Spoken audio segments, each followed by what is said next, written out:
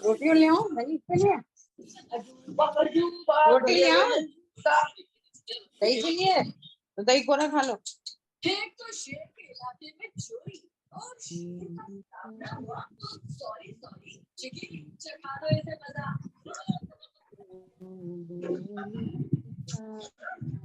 सुनो तो अगर नाच गाना हो गया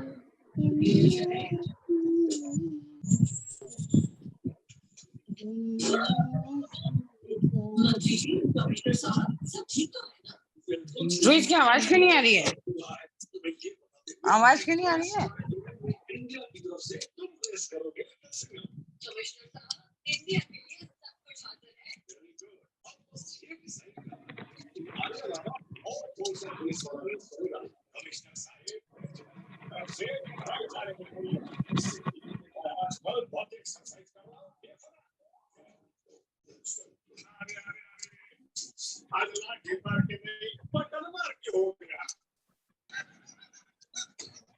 जो हाँ जगी, हम जानते हैं कि तुम भी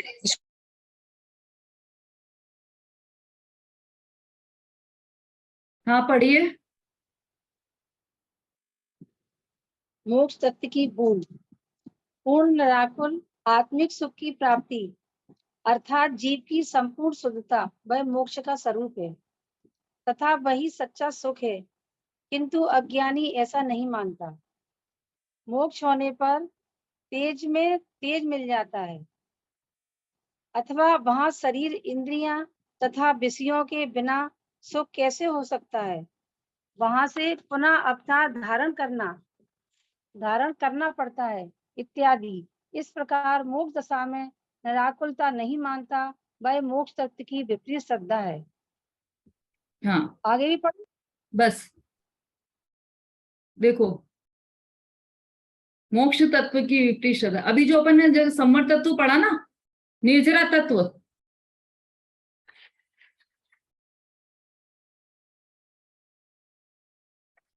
इसके पहले अपन ने सम्मत तत्व पढ़ा था। ज्ञान और वैराग्य को कष्टदान मानता है। तो उसका एक उदाहरण मुझे ख्याल आया, जैसे कुछ लोग अभी जो छडाला कक्षा में जुड़े हैं, वो सभी छडाला में इसलिए जुड़े थे कि छडाला छोटा सा ग्रंथ है। आपने तो कहा था कि छोटा सा ग्रंथ है, सरल सा ग्रंथ है। अभी आप कहाँ से रोके न चाह निज शक्ति खो, ऐसे कठिन कठिन शब्द और ऐसी कठिन कठिन चर्चा कहाँ से ला रहे हैं? ये सब ऐसे ज्ञान की बात हमको तो हम तो यही सोच के आए थे कि यहाँ तो सरल सरल सब होगा। अच्छा भला वो चल रहा था, चार गति में क्या क्या होता है, नरक गति में क्या होता है, स्वर्ग में क्या होता है, अच्छा भला सरल सरल सब चल रहा था। अब ये तो अभी बहुत ज्यादा ज्ञान की बात लिया है। शुभ अशुभ बंध के फल मझार, ऐसी ऐसी बातें ले आए। क्या हुआ ये कि हमने ज्ञान को कष्टदायक माना। यही दिख गया ना हमें कि ज्ञान को कष्टदायक माना, और जबकि है नहीं कष्टदायक। तो फिर कैसा है? हमको तो समझने में कठिन पड़ रहा है। तो कठिन नहीं पड़ रहा है समझने में, ये आपका प्रमाद है जो आप समझ नहीं रहे। यदि ये कठिन पड़ता तो आपके जितने रिलेटिव्स हैं, और आपकी भाभी के रिलेटिव्स, आपके भैया के रिलेटिव्स, भैया का ससुराल, आपके मामा जी, आपके नाना जी, इन सबके बच्चे, सबके नाम आपको कैसे याद रहते?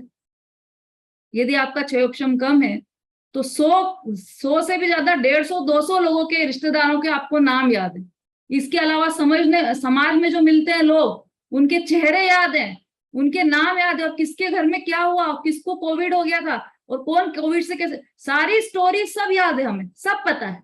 ज्ञान तो हमारा इतना तीव्र है, और हम छड़ाला के सामने बैठकर हम कहते हैं कि भाई बहुत कठिन लग रहा है हमें। तो इसका मतलब क्या हुआ कि जो सच्चा ज्ञान है उसको प्राप्त करने में हमें ऐसा लगता है कि ये कष्टदायक है। और यह भूल हमारी अनादि से चल रही है, आज की नहीं है, अनादि से चल रही है। जो हमें हितकारी है उसे हम कष्टदायक मान रहे हैं। अब ऐसे ही मोक्ष तत्व में क्या भूल की हमने? देखो, अच्छा एक छोटा सा प्रश्न पूछ लेते हैं आपसे।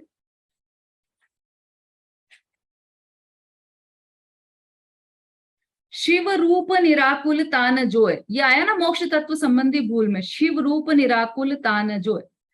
अब ऐसी की ऐसी कुछ इसी तरह की लाइनें पहली ढाल में कहीं आई है क्या, और आई है तो कहाँ आई है?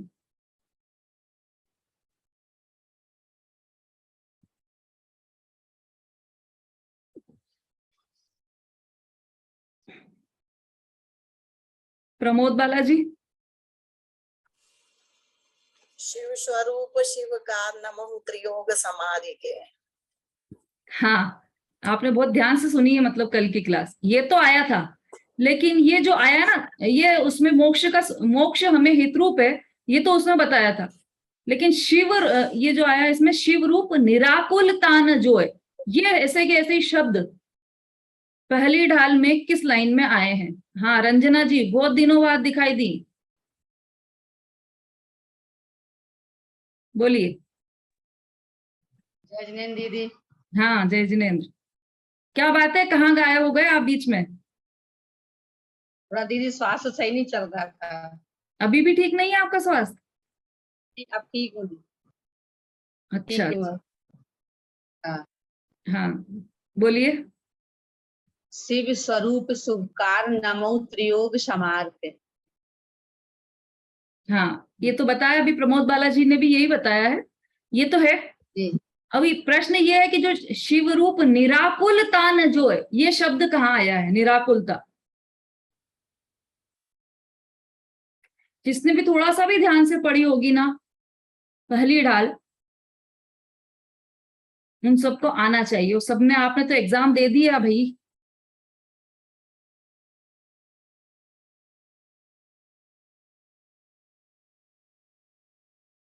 अच्छा आपको छूट है, आप पेज पलट सकते हैं, पेज पलट कर देख सकते हैं, देख कर भी बता सकते हैं। निकालिए पहली ढाल, देखिए।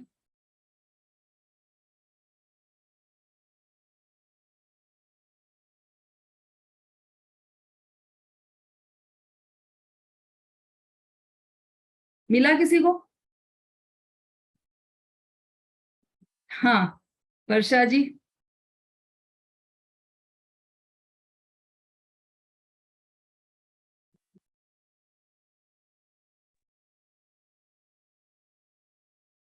ताई सुनो ववे मन थिर आन, जो चाहो अपनो कल्याण।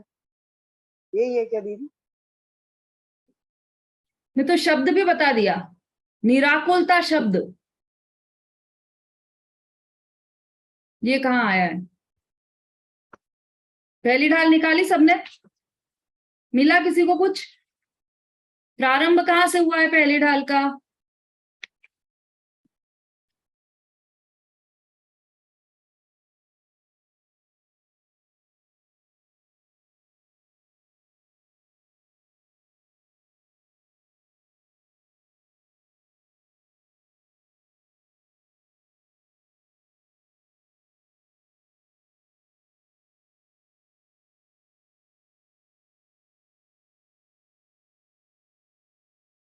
देखो पहली ढाल का, हाँ अभिलाषा जी बोली।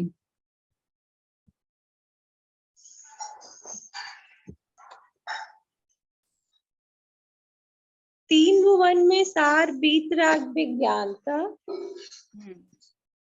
शिव स्वरूप शिवकार नमो प्रयोग संभाल के। ठीक है,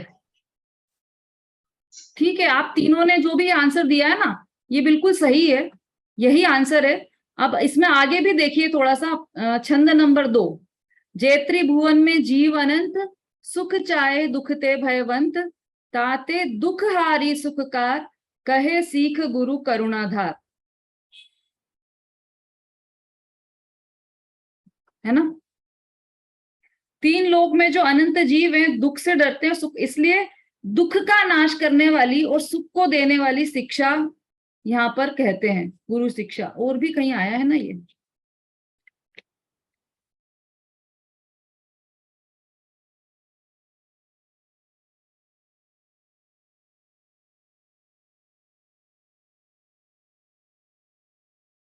ठीक है, मोक्ष की चर्चा वहां प्रारंभ में ही दी है पंडित दौलत राम जी ने।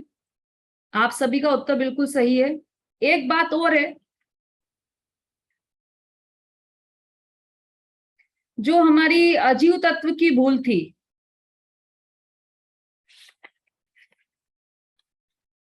नहीं, 1 मिनट,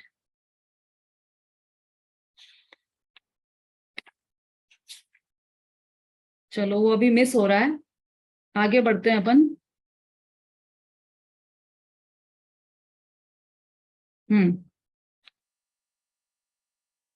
हाँ, देखिए इसमें विशेष बात क्या है, मोक्ष होने पर तेज में तेज मिल जाता है। किसी किसी को ऐसा लगता है कि जो ये ब्रह्म कुमारी वगैरह होते हैं ना, तो उनकी क्या मान्यता रहती है कि ये सारा ये जो विश्व है उसमें जितने भी जीव हैं वो सब एक एक ज्योति है, और परम ज्योति है ऊपर ब्रह्मा। तो ये सारी ज्योतियां मोक्ष होने पर सब ब्रह्मा में विलीन हो जाते हैं, ऐसी उनकी मान्यता है।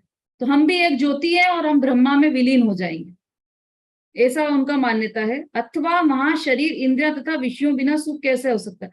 देखो तेज में तेज मिल जाएगा, तो इसका तो है ना, पंडित टोडरमल जी ने मोक्ष मार्ग प्रकाशक में बहुत अच्छा खुलासा किया है, वो आप सभी पढ़िए। 5वां अधिकार जो है मोक्ष मार्ग प्रकाशक का, उसमें एक एक चीज का तर्क से खंडन किया कि यदि तेज में तेज मिल जाता है, जैसे मोक्ष हुआ है ना, जीव यहाँ पर शरीर त्यागा और वो ज्योति है वो परम ज्योति में मिल जाएगी।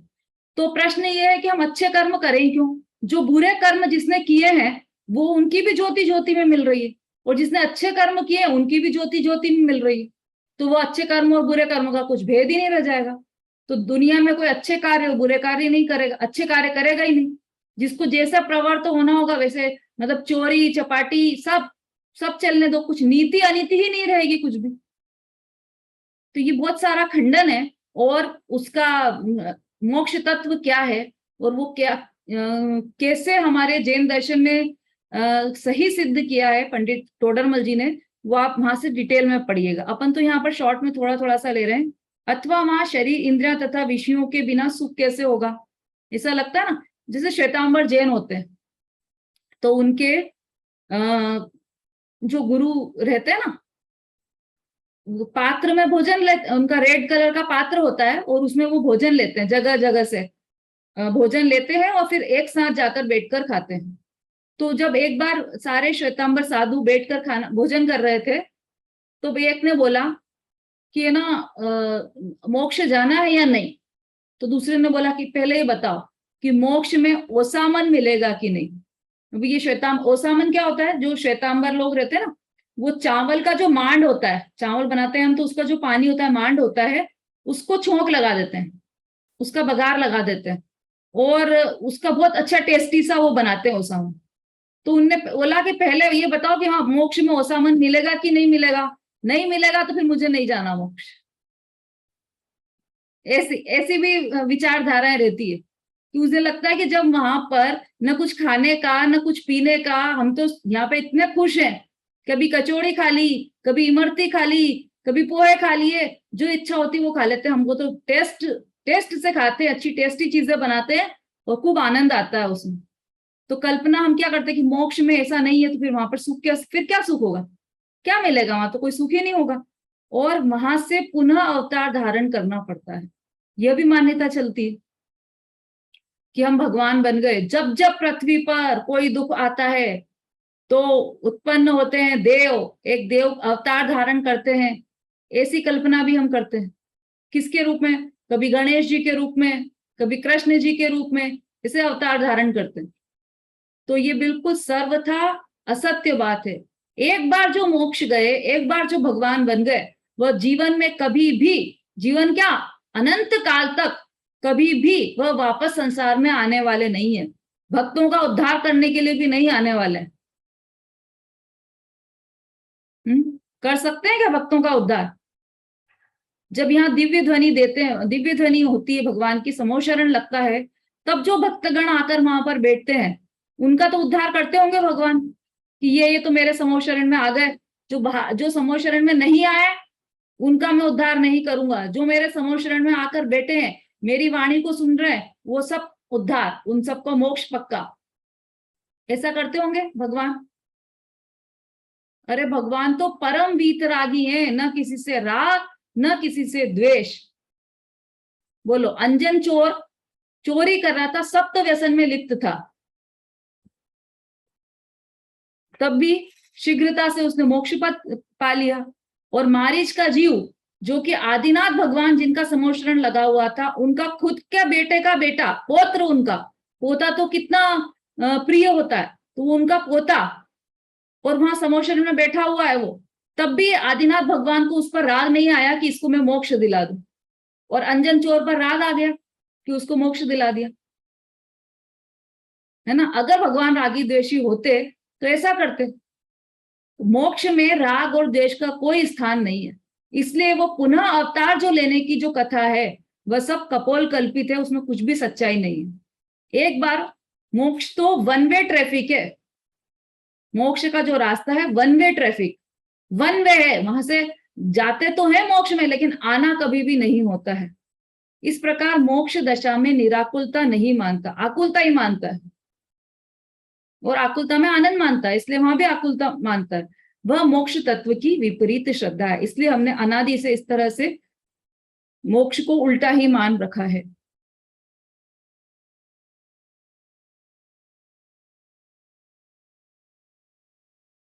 अब अज्ञान, हाँ प्रमोद बालाजी, आपका क्वेश्चन बोलिए।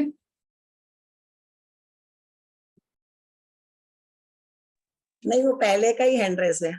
अच्छा, कोई बात नहीं। अब ये जो दूसरी लाइन है हमारी, उसका अर्थ देख लेते हैं। या ही प्रतीति जुत कछुक ज्ञान, सो दुखदायक अज्ञान जान। अभी तक जितनी बातें की है अपन ने, सबको समझ में आ रही बराबर? शोभा जी, श्रद्धा जी, मंजू जी, देशना जी, प्राशी जी, अनीता जी, क्योंकि आप लोग वीडियो पर नहीं हैं, तो मुझे आपके चेहरे, जो वीडियो पर हैं उनके चेहरे पे तो अलग ही प्रसन्नता झलकती है, तो समझ में आ जाता है कि इनको सबको तो समझ में आ गया। जो वीडियो पर नहीं है उनकी तो भगवान जाने उनको समझ में आ रहा है या वो क्या काम कर रहे हैं या प्रमाद में है, पता नहीं। इसलिए बेटर ये है कि सब वीडियो पर आए। इतने लोग ये भी तो सब बैठे हैं बिल्कुल अटेंटिव होकर, वीडियो पर आते हैं तो आपका ही फायदा है, हमारा कुछ भी फायदा नहीं है उसमें। आपका ये फायदा है कि आपका उपयोग स्थिर रहता है, आप अटेंटिव होकर रहते हैं। जैसे एक बार पहले भी मैंने बताया था, अतो भ्रष्ट ततो भ्रष्ट, एक वाक्य आता है संस्कृत का, अतो भ्रष्ट ततो भ्रष्ट। क्या अर्थ है उसका? कि यहां से भ्रष्ट है तो वहां भी भ्रष्ट है। कैसे? कि 1 घंटा आपका रहता है क्लास का, 2:30 से 3:30, अब तो 2:40 से हो गया, 1 घंटा भी नहीं है, 50 मिनट की क्लास है आपकी, 2:40 से 3:30 तक। अब ये 50 मिनट की क्लास में आप यहाँ पर, मतलब वीडियो पर नहीं है, या लेटे लेटे सुन रहे हैं या बैठे बैठे सुन रहे हैं, तो अपना उपयोग इधर उधर भटका रहे हैं। अब आप उपयोग भटका रहे हैं तो क्या विचार कर रहे हैं कि 10 लक्षण आने वाले हैं। हाँ, नहीं नहीं, जिनको प्रॉब्लम है उनकी बात नहीं है श्रद्धा जी, ठीक है, वो तो आपकी बात, जिनको प्रॉब्लम नहीं है उनकी बात है यहाँ। तो वो क्या विचार करते हैं कि 10 लक्षण आ रहे हैं, सुन भी रहे हैं, यहाँ हैं क्लास में, विचार क्या कर रहे हैं कि 10 लक्षण आने वाले हैं, अभी मुझे किचन की सफाई करनी है, गेहूं धोना है, मुझे ये तैयारी करना है, वो तैयारी करना है, बाजार से ये मंगाना है, सब चिंतन चल रहा है। अब चिंतन चल रहा है तो उस समय वो काम कर पा रहे हैं क्या वहां पर, कि नहीं बस जैसे ही क्लास खत्म होगी मैं ये करूंगी, ये चिंतन चल रहा है। पर क्लास खत्म होगी तभी कर पाओगे ना, जब तक क्लास चल रही तब तो आप यहाँ बैठ कर सुन रहे हो। तो अब चिंतन वहां का कर रहे हो, बैठे यहाँ हो, तो न तो वो काम कर पा रहे हो आप किचन का, जो भी आपने जिसके बारे में आप सोच रहे हो वो काम भी नहीं कर पा रहे हो, और पाठशाला भी नहीं सुन पा रहे हो। तो उपयोग जहां पर आप हो वहां पर उपयोग स्थिर करके सुनना चाहिए। जो कार्य भी आप कर रहे हैं उपयोग वहां पर होना चाहिए। हम कहाँ, जहां हमारा उपयोग, ये भी एक नीति वाक्य, हम कहाँ कि जहां आप अभी कहाँ हो, कि मैं यहाँ बैठी हूँ, नहीं, आप अभी बॉम्बे हो, क्यों? क्योंकि आपका उपयोग बम्बई है। आप जहां हो वहां आपका उपयोग जहां पर है वहां आप उपस्थित हो, ऐसा माना जाएगा। तो अतो भ्रष्ट ततो भ्रष्ट क्यों कहा? कि न तो आप ये कर पा रहे, यहां से भी भ्रष्ट और वहां से भी भ्रष्ट, है ना। उसका हिंदी में भी बताया था मैंने कि घर का देश, धोबी का देश, घर का न घाट का। अब देश में सब अपना अपना नाम लगा लेना, जिनका उपयोग भटक रहा है। वो जो सुन रहे हैं ध्यान से वो तो बहुत ही प्रशंसनीय है। तो इसलिए कोशिश कीजिए कि सब वीडियो पर आए, कोई प्रॉब्लम हो तो कोई बात नहीं है, वो ठीक है, मजबूरी है आपकी, नहीं सुनने से तो अच्छा है कि आप सुन रहे हैं। हाँ, अज्ञान, अग्रहित मिथ्या दर्शन, कौन पढ़ रहा है अज्ञान की बारे में? जल्दी से हैंड रेज कीजिए।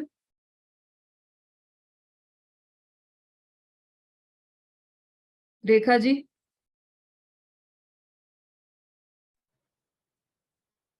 अग्रहित मिथ्या दर्शन के रहते हुए जो कुछ ज्ञान हो उसे अग्रहित मिथ्या ज्ञान कहते हैं। वह महान दुख दाता है। उपदेश आदि ब्रह्मा निमित्तों के आलम्बन द्वारा ब्रह्मा नहीं, बाह्य। बाह्य निमित्तों के आलम्बन द्वारा उसे नवीन ग्रहण नहीं किया जाता है, किंतु अनादिकालीन है, इसलिए उसे अग्रहित मिथ्या ज्ञान कहते हैं। ब्रैकेट में स्वाभाविक निसर्गज। हाँ, स्वाभाविक निसर्गज ज्ञान कहते हैं। आप नोट्स बना रहे हैं ना रेखा जी? हाँ दीदी बना रही हूँ। हाँ ठीक है, आप डाल भी रहे हैं, उस पर ग्रुप पर डालते हैं बराबर? हाँ डालती हूँ ना। हाँ बहुत बढ़िया भाई, जो नोट्स बनाकर डाल रहे हैं आप कम से कम ग्रुप पर उसे लाइक कीजिए। और किसी ने पिछले नोट्स मांगे थे, शायद मीनल जी ने या और भी किसी ने मांगे थे नोट्स, कि अभी तक के जितने भी नोट्स हो गए हैं वो सब भेज दीजिए।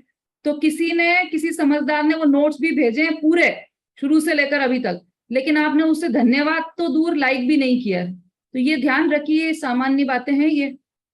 हाँ देखिए, अज्ञान, अग्रहित मिथ्या दर्शन के रहते हुए जो कुछ ज्ञान है उसे अग्रहित मिथ्या ज्ञान कहते हैं। अभी ये अग्रहित मिथ्या, अपन ने जो चार्ट बनाया था स्टार्टिंग में, उसमें अपन ने अग्रहित मिथ्या दर्शन में क्या लिखा था? 7 तत्वों की विपरीत श्रद्धा, ये अग्रहित मिथ्या दर्शन। उसके नीचे आपने लिखा था अग्रहित मिथ्या ज्ञान। उसकी चर्चा यहाँ पर प्रारंभ हो गई। मिथ्या दर्शन की चर्चा हमारी कंप्लीट हो चुकी है। अब प्रकरण हमारा आ गया मिथ्या ज्ञान। तो अग्रहित की चर्चा चल रही है, इसलिए अग्रहित मिथ्या ज्ञान। अग्रहित मिथ्या ज्ञान किसे कहते हैं? कि जो कुछ मिथ्या दर्शन के साथ का जितना भी ज्ञान है वह सब अग्रहित मिथ्या ज्ञान है। ग्रहित और अग्रहित में अंतर अपन बहुत बार यहाँ पर चर्चा कर चुके हैं। अब किसी में नए व्यक्ति से पूछ लेती हूँ कि ग्रहित और अग्रहित में क्या अंतर है। हाँ भाई, हैंड रेस कीजिए। जो वीडियो पर नहीं है वो हैंड रेस तो कर ही सकते हैं। फटाफट हैंड रेस कीजिए जिन जिन को सबको याद है ग्रहित और अग्रहित में क्या डिफरेंस है। समय हो रहा है हमारा, इसलिए थोड़ा सा शीघ्रता से हैंड रेस कीजिए। बहुत बार चर्चा चल गई हमारी। जितने हमारे पार्टिसिपेंट्स 33 पार्टिसिपेंट्स, 33 हैंड रेस होना चाहिए।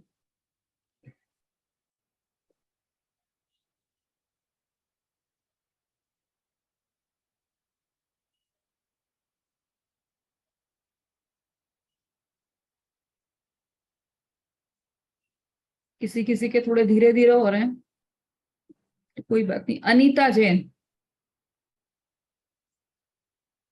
अनीता जी।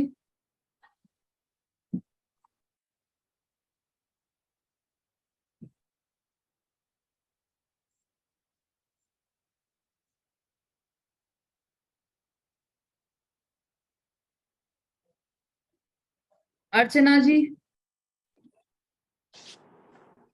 जो ज्ञान पहले से चला आ रहा है उसे आघित मिथ्या ज्ञान कहते हैं। जो ज्ञान पहले से चला, अनादि से चला आ रहा है, उसे आघित मिथ्या ज्ञान कहते हैं। हाँ, और डिफरेंस पूछा ना। हाँ, और जो नया नया ज्ञान ग्रहण किया है उसे गृहीत मिथ्या दर्शन कहते हैं। ठीक है। अग्रहित मिथ्या दर्शन, मिथ्या ज्ञान और मिथ्या चारित्र तीनों ही ऐसे हैं। ग्रहित अर्थात जो नया ग्रहण किया जा रहा है, अग्रहित अर्थात निसर्गज या स्वाभाविक या जो अनादि से ग्रहण किया हुआ है, वह सब अग्रहित है। ठीक है। अर्चना जी हैंड रेस किया कीजिए आप, तो पता नहीं चलता है कि किसको किसको याद है। तो ये जो हमारा अनादि से चला आ रहा है मिथ्या ज्ञान, जो कुछ ज्ञान है, अग्रहित मिथ्या दर्शन रहते हुए जो कुछ ज्ञान हो उसे अग्रहित मिथ्या ज्ञान कहते हैं, है ना। क्या है अग्रहित मिथ्या दर्शन? 7 तत्वों की विपरीत श्रद्धा।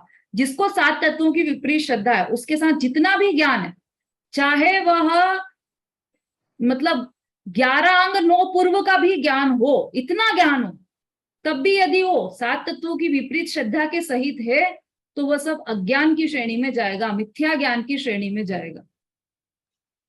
और जैसे सांप और रस्सी दो चीजें पड़ी है, और एक व्यक्ति आकर सांप को सांप बोले और रस्सी को रस्सी बोले तो भी उसका ज्ञान मिथ्या ज्ञान, और एक व्यक्ति आकर सांप को रस्सी बोल दे और रस्सी को सांप बोले तो भी उसका ज्ञान सम्यक ज्ञान। ऐसा किस लिए? क्योंकि उसके जो प्रयोजनभूत तत्वों में जो ज्ञान है वह सही है। यदि उसे 7 तत्वों की सही श्रद्धा है, सच्ची श्रद्धा है, तो वह उसका बाहर का भी जितना भी ज्ञान है वह सब सम्यक ज्ञान कहलाएगा।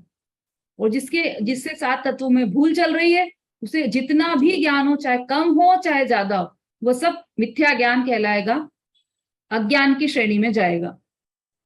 उपदेशादिक बाह्य निमित्तों के आलंबन द्वारा उसे नवीन ग्रहण नहीं किया है, किंतु अनादिकालीन है। अभी देखो इसी की चर्चा आने वाली है आगे सब, क्योंकि ग्रहित मिथ्या दर्शन ज्ञान चारित्र की बात अभी अगले ही छंद में आने वाली है। तो उसमें क्या होगा कि उसमें नया जो ग्रहण किया है, इस जन्म में जो हमने ग्रहण किया है वह ग्रहित मिथ्या दर्शन है, लेकिन हमने अनादि से जो चल रहा है वह अग्रहित है, इसलिए उसे अग्रहित मिथ्या ज्ञान कहते हैं। उसे स्वाभाविक या निसर्गज ज्ञान भी कहते हैं। अज्ञान स्वाभाविक या निसर्गज मिथ्या ज्ञान व अज्ञान व मिथ्या ज्ञान कहलाता है। इस तरह से हमने देखा यह 7वां छंद। 8वें छंद में हम अग्रहित मिथ्या चारित्र का लक्षण समझेंगे और उसके बाद ग्रहित मिथ्या दर्शन और कुगुरु के लक्षण, ये चर्चा विशेष रूप से आएगी। और इस चर्चा में जो हमारा नवा छंद होगा, ये तो 10 लक्षण के बाद से ही चलेगा, कल तो हम 8वां छंद कंप्लीट करेंगे। 10 लक्षण के बाद जो नवा छंद प्रारंभ होगा हमारा, उसमें आप विशेष ध्यान रखिए कि आपके जितने भी रिलेटिव्स हो, पुत्र हो, पुत्री हो, बेटा बेटी हो, सिस्टर्स हो या फ्रेंड्स हो, सबको बुलाकर लाइए, क्योंकि ये ऐसा नया प्रकरण प्रारंभ होगा और बहुत हितकारी प्रकरण है। ये सभी के लिए इंटरेस्टिंग तो है ही, लेकिन सबके लिए बहुत लाभदायक है। तो आप ज्यादा से ज्यादा लोगों को उसमें जोड़ने की कोशिश कीजिए ताकि सभी को लाभ मिल सके। इसका बहुत विशेष चर्चा है और बहुत विशेष पाप लगता है इस ग्रहित मिथ्यात्व का। वो सारी चर्चा इसमें बहुत अच्छे और सुंदर तरीके से पंडित दौलत राम जी ने की है, वो हम करेंगे। हाँ बोलिए अभिलाषा जी। नहीं, गलती से नहीं बोल रहे, गलती से हो गया वो। कोई बात नहीं। हाँ, अभी यहाँ पर हमारे बीच में जिनम ज्ञानशाला से अनुप्रेक्षा जी भी हैं।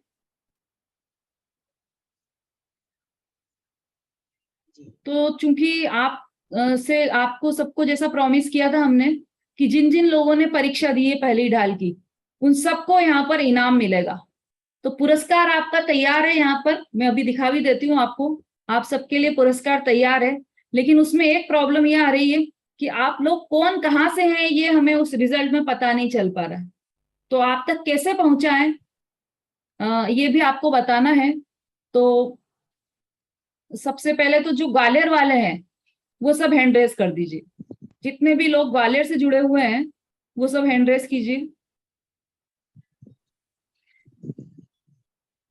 क्योंकि ग्वालियर वालों को तो हम यहीं के यहीं पर दे देंगे।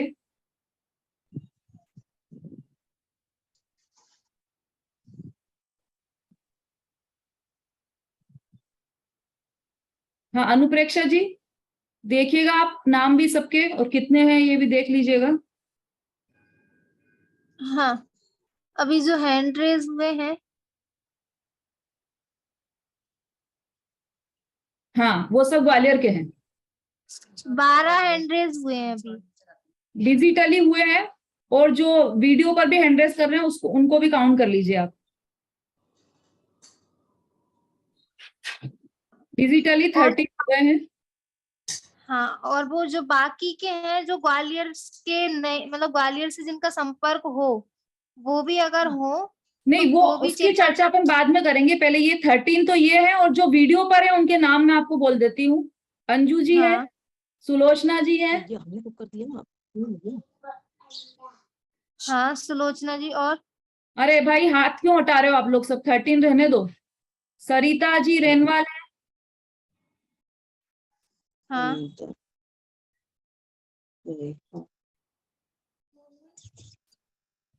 हाँ हाँ रूबी जी, बात तो सही है, और जरूरत नहीं है। हाँ इंदिरा, इंदिरा जैन, इनका भी नाम लिख लीजिए आप ग्वालियर से। और बता रही हूँ मैं, 1 मिनट।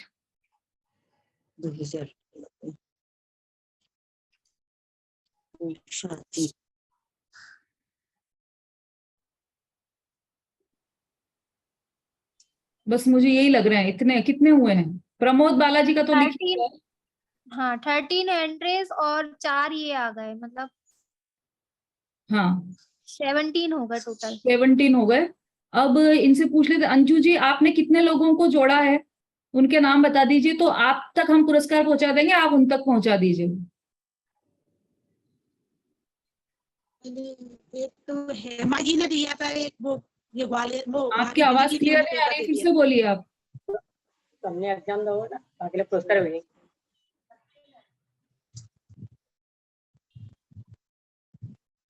हाँ निशा जी, आप, आपको अंजू जी ने जोड़ा है?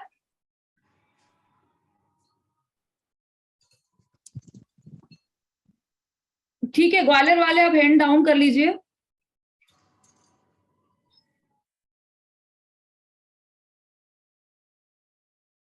चलिए, समता भाभी कहाँ है क्या उपस्थित? हाँ समता भाभी, आपने किन किन को जोड़ा है तो उनका नाम भी हम लिख लेते हैं, तो आप उन तक इनाम पहुंचा दीजिएगा। आवाज क्यों नहीं आ रही है आपकी? आ रही है दीदी जी, जय जिनेन्द्र दीदी आ रही? बहुत कम आ रही है, थोड़ा तेज कीजिए आपके यहाँ से। प्रमोद बाला भाभी वो ग्वालियर की है, उनको नहीं आई। पूनम को पता होगा क्या कि किस किस को जोड़ा है आपने? पूनम से पूछ लेते हैं, कहाँ है पूनम जी भाई?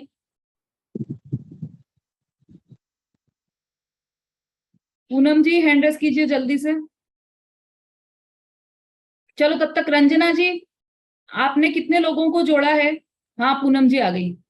चलिए पूनम जी आप बता दीजिए, समता भाभी ने किन किन को जोड़ा है, कितने लोगों को जोड़ा है जो यहाँ पर है अभी? यशा जैन अहमदाबाद, यशा जैन अहमदाबाद। हाँ यशा, अनुप्रेक्षा जी लिखते जाइएगा। यशा जी, और मुझे तो बस एक ही ध्यान है। चलो ठीक है, अभी पता चल जाएगा। कहाँ है रंजना जी, हैंड रेस कीजिए। हाँ, आप तक कितने पुरस्कार हमें पहुंचाना है वो आप बता दीजिए।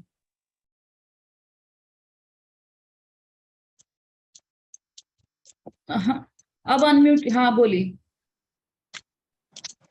दीदी मेरी आवाज आ रही है? आ रही आ रही। दो हमारी फ्रेंड है ना, हरिद्वार से है, रेखा और विशु जी। हाँ और एक हमारी सिस्टर आगरा की है, और नाम? 3-4 हमारे मेंबर के ही हैं बस। ठीक है, रूबी जी भी को भी आपने जोड़ा है? रूबी जी को नहीं दी, मैंने नहीं जोड़ा। अच्छा, तो आपके पास 4 पुरस्कार पहुंचा दें हम? 4 5 5 हो गए दीदी, 5। हाँ ठीक है। ठीक है। हाँ शशि जी, थोड़ा जल्दी, हमें टाइम हो गया अपना। हाँ बोलिए शशि जी।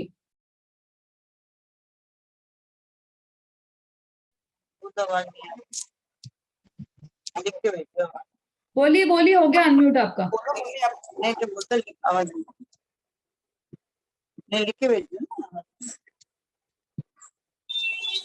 अच्छा ठीक है। हाँ, जी आवाज नहीं आ रही है। किसको नहीं आ रही आवाज?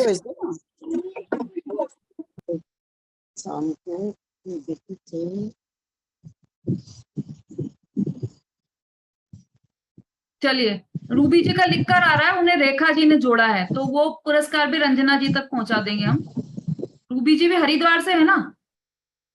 हाँ, तो वो आपको हरिद्वार में मिल जाएगा। ठीक है, 6 इनाम रंजना जी के लिख लीजिएगा, 6 पुरस्कार। अब समता भाभी का ठीक हुआ क्या माइक? और अंजू जी का? आवाज मेरी नहीं आ रही क्या किसी को भी? तो ये लिख कर आ रहा है ना, इसमें आवाज नहीं आ रही है।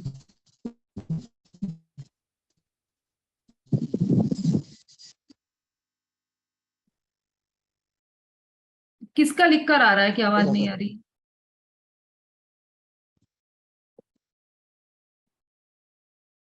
शशि जी को आवाज नहीं जा रही, वो कुछ कहना भी जा रही हैं पर पता नहीं क्या हुआ। चलिए, हाँ इंदिरा जी, इंदिरा जी आपका अनम्यूट हो गया है, अनम्यूट कीजिए और फिर बोलिए। आप है ना कि इनाम का चक्कर छोड़ो, आप पढ़ा रहे हो बहुत बड़ी बात है, हम तो उसी से बहुत खुश है कि हमारा ज्ञान का उपार्जन हो रहा है, ये सबसे अच्छी बात है। ये इनाम की चोरी छोड़ दो, आप जो पढ़ा रहे हो उसका ही हम बहुत आप अहोभाग्य समझ रहे हैं हम तो अपने आप को कि आप इतना अच्छा पढ़ा रहे हो। नहीं, ये इनाम है ना जिनम ज्ञानशाला, जिसके द्वारा हमारी ये पाठशाला चल रही है ना, जिनम ज्ञानशाला, उनकी तरफ से है।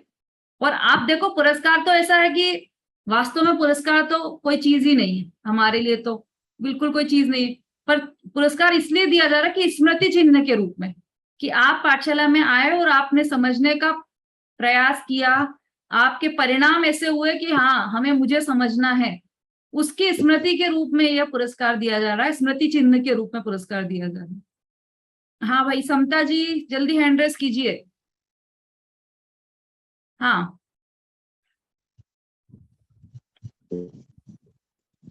बोलिए। हाँ सुनाई पड़ रही? हाँ धीरे आ रहा है पर बोलिए आप। आरती जैन को जोड़ा था इंदौर से, और ग्वालियर से प्रमोद वाला भाभी, रेखा जैन, ये तो ग्वालियर की है। हाँ इनका तो आ गया है नाम। तो पूनम, इंदौर की, पूनम, यशा और आरती, इन 3 के इनाम आपके तक पहुंचा देंगे। और कोई है क्या? और तो ग्वालियर की है। हाँ नहीं बस ठीक है, तो 3 इनाम आपके हम पहुंचा देंगे। हाँ और किसका रह गया भाई? अब अहमदाबाद वाले भी हैं तो उन तक कैसे पहुंचाएं वही बता दें। अभी मैं ना सबको म्यूट करती हूँ, 1 मिनट।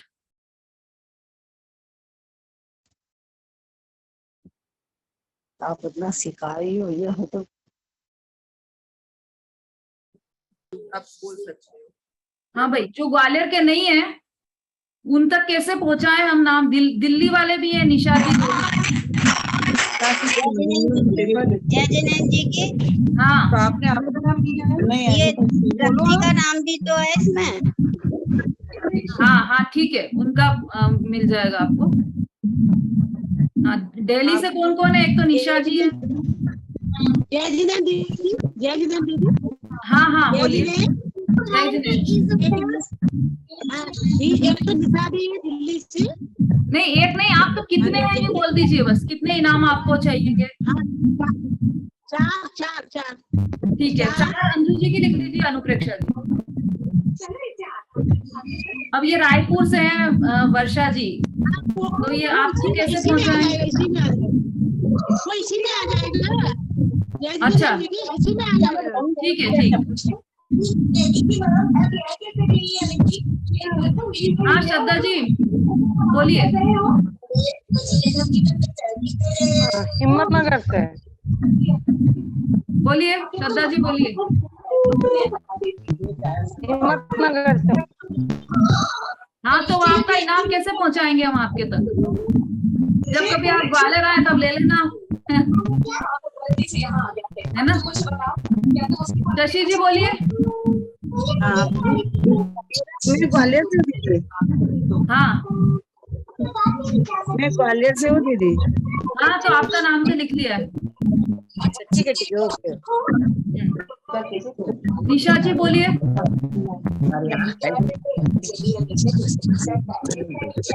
निशा जी बोलिए। हाँ दीदी।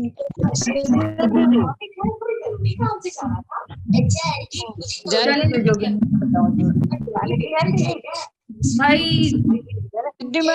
जिनको आवाज नहीं आ रही वो अलग से संपर्क करके आपने जितने लोगों को जोड़ा है